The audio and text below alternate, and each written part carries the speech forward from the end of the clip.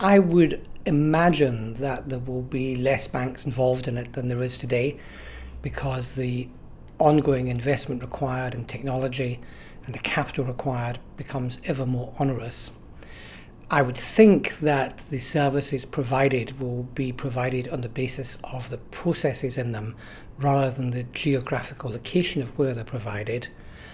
And I would imagine that a lot of functions which clients are doing today will be outsourced to the custodian banks.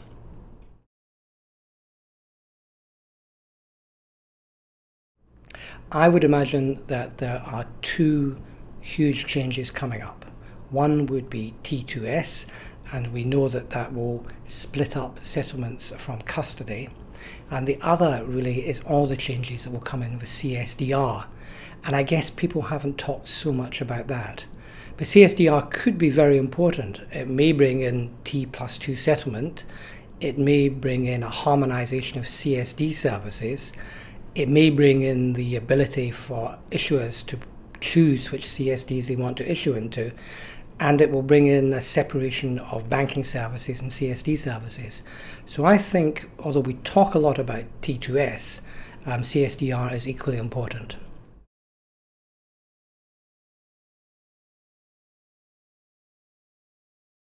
Not just the CSDs, not just the sub-custodians, but I think the borders and the lines between all these providers will become very blurred, and it'll become increasingly hard to tell the difference between an ICSD and a global custodian and a sub-custodian and a sub-custodian and a CSD. I think they're all going to become, they're all going to cross over into each other's territory, which they're already doing. I guess the biggest changes will be with the CSDs, and it'll be interesting to see what they do. Not all of them will be able to reinvent themselves as global custodians. Europe really is a graveyard for global custodians, and the ones that have tried to build local franchises have mainly failed and been taken over by the guys with scale, particularly as the fees in global custody are tight and you need to have a whole lot of ancillary services to make money. So the worst possible thing would be for all of them to try, for all of them to use up the capital of the industry to do this, and for very few of them to succeed.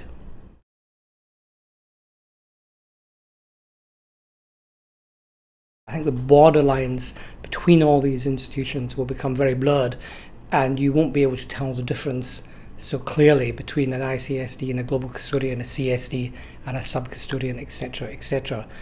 And once issuers are able to issue into whichever CSD they want, then CSDs will be able to provide better services for the issuers and connect the corporate world with the financial world. And that's really something that the whole of Europe really needs them to do.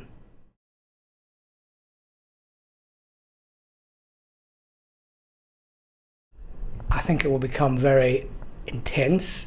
I think the global custodians will need to find more and more ways of adding value to their clients, and they will look to the financial institutions which are their sub-custodians to help them to do this.